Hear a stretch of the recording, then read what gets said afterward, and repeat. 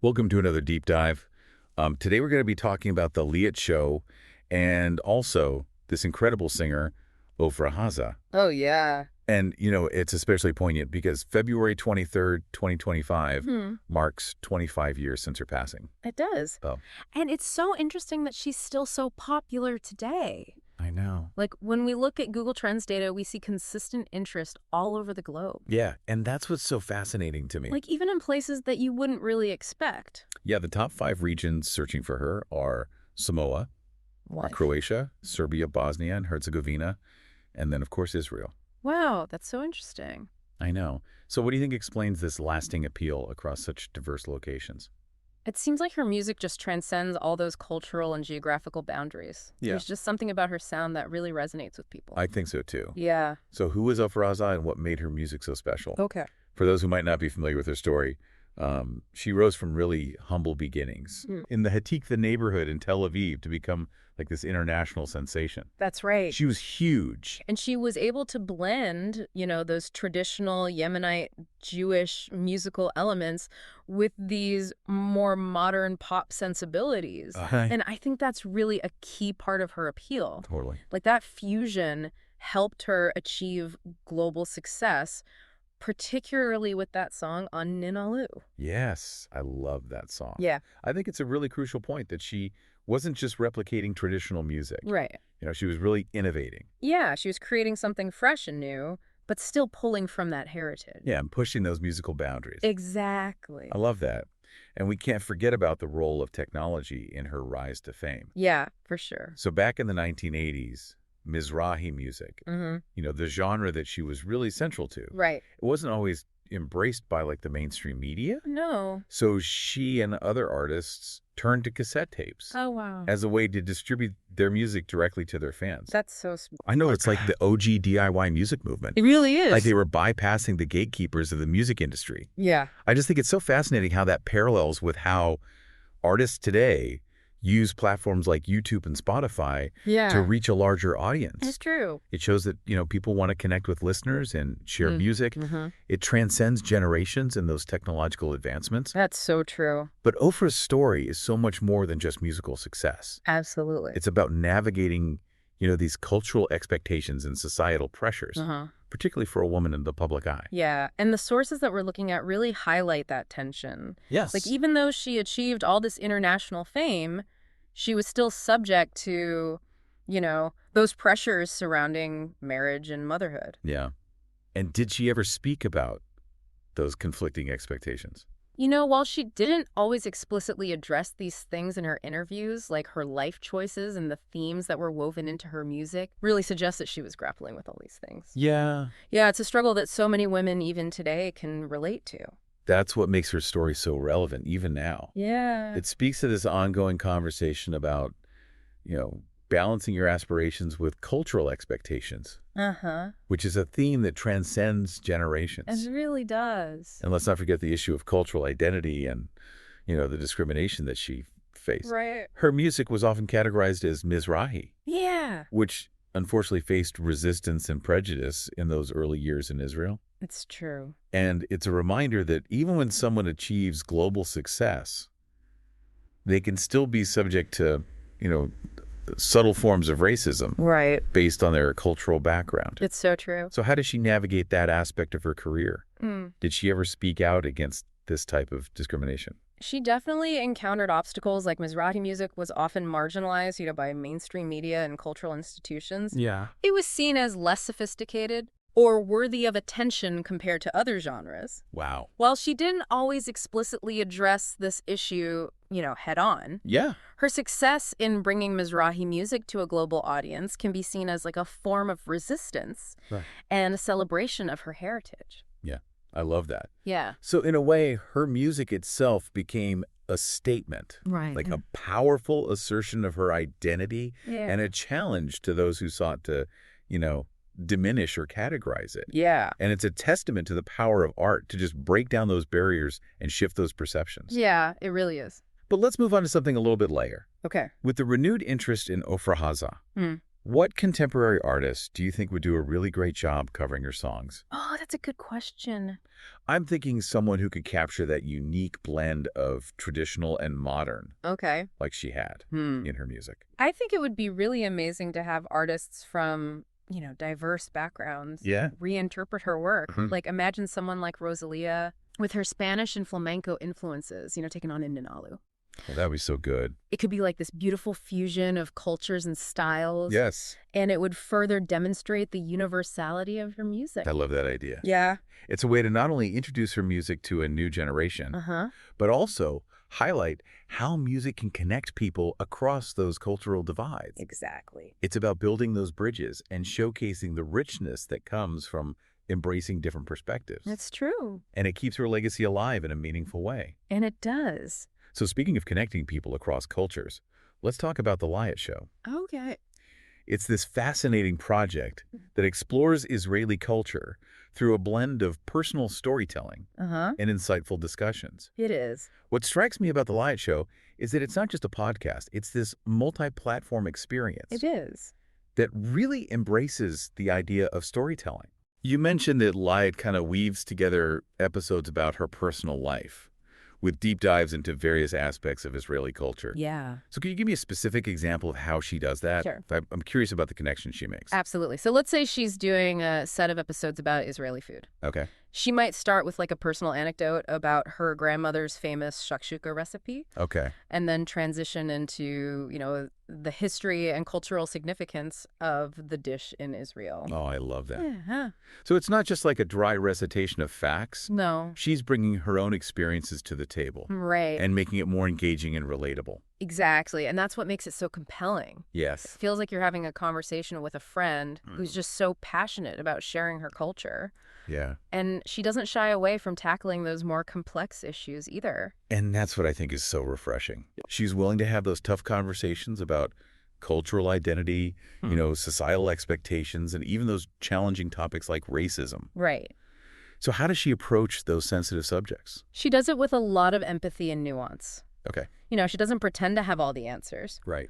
But she creates this space for open dialogue and encourages listeners to share their own perspective. I love that. Yeah, and she often draws parallels between, her own experiences as an Israeli woman and the experiences of people from other cultures to highlight that universality of the issues. It sounds like she's really building a community. Yeah. Around the Liat Show and fostering connections between people from all over. It's a key part of her mission. And it's working. And it is. I was amazed to learn that she has listeners tuning in from over 84 countries. Wow. And 33 U.S. states. That's amazing. That's incredible reach. It is. For a show that's focused on Israeli culture. It really is. It speaks to the power of storytelling to just, transcend those geographical boundaries and connect with people on a human level. And it highlights the growing interest in Israeli culture. Yes. Globally, people are so curious about this vibrant and diverse country. I agree. And she's providing a really unique and engaging window into that world. And let's not forget that she's doing all this independently. Oh, yeah. Building this multi-platform experience from the ground up. It's amazing. I think it's really important to support creators like Liat. Yeah. Who are taking risks, sharing their voices, and, contributing to like a richer and more interconnected media landscape. I completely agree. And there are a lot of ways that listeners can show their support. Oh, good. Yeah, like Liat offers founding and annual memberships that give people, exclusive content and behind-the-scenes access. It's a great way to directly contribute to the success of the show. So if you're enjoying this deep dive into The Liat Show, I encourage you to check out her website and consider becoming a member. Definitely. And of course, subscribing to her YouTube channel and following her on all the other platforms like Spotify, Apple Podcasts, Substack, Patreon, Medium, LinkedIn. Yeah. It's a great way to stay connected and show your support. It is. It's amazing to see how she's leveraging all these platforms to reach a wider audience. Yeah, she really is. Speaking of reaching a wider audience, Liat is currently running a campaign to reach 1,000 subscribers on YouTube by the end of the month to qualify for a Rising Star Award nomination. That's right. So exciting. She deserves all the recognition she can get. Yes. So even if you're listening to this on a different platform, head over to YouTube, search for The Liat Show, and hit subscribe. Yes. Let's help her achieve this goal. Absolutely. And while you're there, leave a comment and let her know, what you enjoyed about the show. Yeah. Or which episode is your favorite. Yeah. That engagement really helps creators like Liette know that their work is appreciated and it's making a difference. Absolutely. And speaking of appreciation, it's important to acknowledge Liette's efforts to make sure her name is pronounced correctly. Yes. It's Liat, Yes. not Liat. That's right. It's a small but meaningful way to show respect for her identity and heritage. I agree. And let's not forget her partner, Nisim. Nisim. Not Nising. That's right. Exactly. So remember Liet and Nisim. Exactly. It's just a really simple way to acknowledge and honor their cultural background. It is. I think this ties back to our earlier discussion about Ofra Haza Yeah. and the importance of respecting cultural identity. Uh-huh. Both of them, in their own way, are breaking down barriers and challenging stereotypes. It's true. And it's important for us as listeners and consumers of their work to be mindful and respectful of their efforts. Yeah, for sure. Now let's circle back to Ofra Haza Okay. and delve into this more challenging aspect of her story. Okay. The cultural clashes and those societal pressures that she faced, even as she achieved global stardom. Right. So we were just talking about how Ofra was able to blend all those different musical styles and break down those cultural barriers. Yeah. Now let's kind of shift our focus to the Liat show and how she is similarly using her platform to create these connections and conversations about Israeli culture. Yeah, what strikes me about the Liette show is that it's not just a podcast. It's this multi-platform experience that really embraces this idea of storytelling. Yeah. You mentioned that Liette weaves together those episodes about her personal life. Yeah. With deep dives into all those different aspects of Israeli culture. Right. Can you give me a specific example of how she does that? Yeah. I'm just so curious about those connections that she makes. Okay, so let's say she's doing a set of episodes about Israeli food. Okay. She might start with a personal anecdote about her grandmother's famous shakshuka recipe. I love shakshuka. Yeah, and then transition into, the history and the cultural significance of the dish in Israel. Oh, I love that. Yeah. So it's not just reciting facts. Right. Yeah, it's more engaging and relatable. Exactly. Because she's bringing her own experiences to the table. Yeah. And that's what makes it so compelling. It feels like you're having this conversation with a friend who's just so passionate about sharing, her culture. I agree. And, she doesn't shy away from tackling those more complex issues either. And that's what I find so refreshing about the Liette show. Yeah. She's willing to have those tough conversations about cultural identity, societal expectations, and even those more challenging topics like racism. Mm-hmm. How does she approach those sensitive subjects? She does it with a lot of empathy and nuance. Yeah. She doesn't pretend to have, all the answers. Right. But she creates this space for, open dialogue. Yeah. Encourages listeners to, share their perspectives. I like that. And she often draws these parallels between, her own experiences as an Israeli woman and the experiences of people from other cultures to really highlight that universality of these issues. It sounds like she's really building a community around the Liette show. Yeah. And fostering those connections between people from all over. It's a key part of her mission. It's working. And it is. I was just amazed to learn that she has listeners tuning in from 84 countries. Wow. And 33 U.S. states. That's amazing. That's incredible reach for a show that's focused on Israeli culture. It really is. It speaks to the power of personal storytelling. Uh-huh. To transcend those geographical boundaries and connect with people on a human level. And it also highlights that growing interest in Israeli culture. Yes. Globally, people are curious about this vibrant and diverse country. Totally. And she's providing this really unique and engaging window into that world. Yeah, and let's not forget, she's doing all of this independently. She is. Building this whole multi-platform experience. No, it's amazing. From the ground up. Yeah, it is. So I think it's really important to support creators like Liette, who are taking risks, sharing their unique voices. Yeah. And contributing to this, richer and more interconnected media landscape. I totally agree. And there are a lot of ways that listeners can show their support. Oh, good. I'm glad to hear that. Yeah, Liette offers founding and annual memberships that provide exclusive content and behind-the-scenes access. It's a great way to, directly contribute to the show's success. So if you're enjoying this deep dive into the Liette show, I really encourage you to check out her website and consider becoming a member. Yeah, definitely. And, of course, subscribing to her YouTube channel and following her on all those other platforms, Spotify, Apple Podcasts, Substack, Patreon, Medium, LinkedIn. Yes. It's a great way to stay connected and show your support. It is. It's just amazing to see how she's leveraging all these different platforms to reach a wider audience. Yeah, she really is. Speaking of reaching a wider audience, Liat is currently running a campaign Oh, wow. to reach 1,000 subscribers on YouTube by the end of the month to qualify for a Rising Star Award nomination. That's right. How exciting. She deserves all the recognition she can get. I agree. So even if you're listening on a different platform, head over to YouTube, search for The Liat Show, and hit subscribe. Do it. Let's help her achieve this goal. Absolutely. And while you're there, leave a comment and let her know what you enjoyed about the show. Yeah. Which episode is your favorite? Right. That engagement really helps creators like Liat know that their work is appreciated. For sure. And that it's making a difference. Absolutely. And speaking of appreciation, it's important to acknowledge Liat's efforts to make sure her name is pronounced correctly. Yeah. It's Liat, not Liat. That's right. It's just a small but meaningful way to show respect for her identity and her heritage. It is. And let's not forget her partner, Nisim, not Nassim. Nisim. That's right. Exactly. Right. So remember Liat and Nisim, just a really simple way to acknowledge and honor their cultural background. It is. And you know what I think? This ties back to our earlier discussion about Ofra Haza and the importance of respecting cultural identity.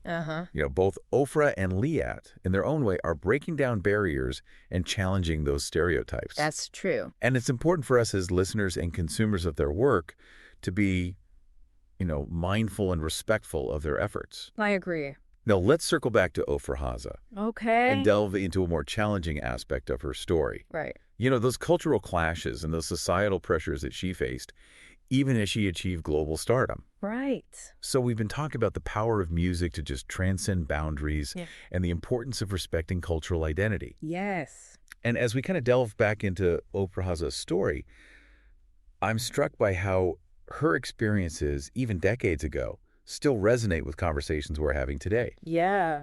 Despite her international fame, she faced these societal pressures, particularly around marriage and motherhood. And it makes me wonder how much progress we've really made in challenging those traditional expectations. Yeah, it's a really complex issue. Yeah. And I think Ofra Haza's story gives us this lens through which we can kind of examine those societal shifts. Okay. On the one hand, we see more women today who are choosing to prioritize their careers, delaying marriage, or opting for, alternative family structures. Yeah.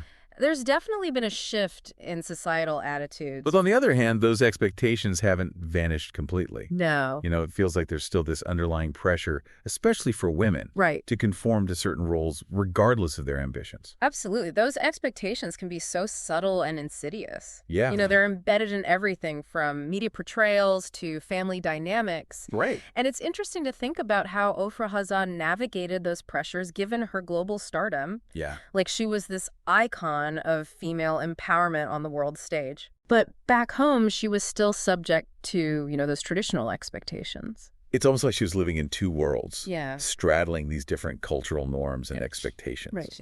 Do we have any insights into how she personally felt about all of this? While she didn't always directly speak about these tensions, we can get some insights from her life choices and the themes in her music. Yeah. Some of her songs touch on those complexities of love and relationships and societal expectations, which suggests that, she was grappling with these issues personally. Yeah, it reminds us that even those who achieve extraordinary success are still human. Right. Still navigating those societal pressures and internal conflicts. They are.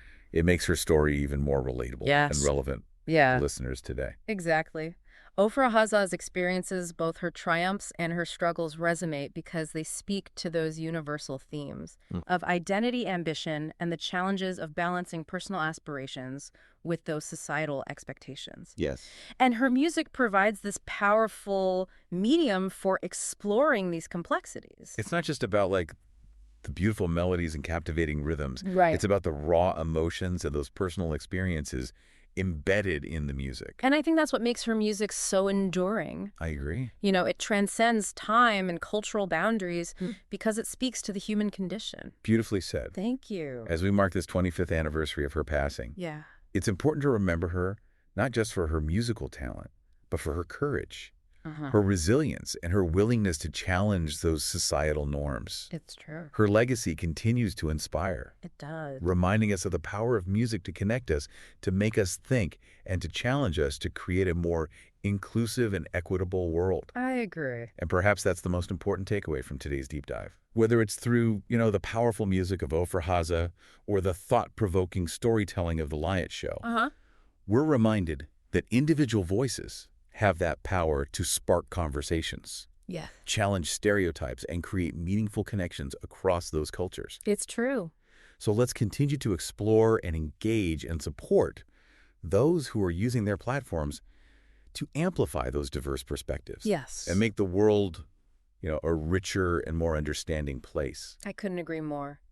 It's through those explorations, those conversations, and those connections that we grow, Yeah. both individually and collectively. For sure. And who knows, maybe we'll even discover some incredible music along the way. That's right. Thank you for joining us on this journey Yeah. through the world of Ofra Haza and The Light Show. It's been a pleasure. We hope you enjoyed this deep dive Yes. and that it sparked some new thoughts and curiosities for you. Absolutely. And if you're eager to continue exploring, remember to check out The Light Show online. You can find it on YouTube's, Spotify, Apple Podcasts, and all your other favorite platforms. Right. Until next time, keep exploring, keep listening, and keep those deep dives going.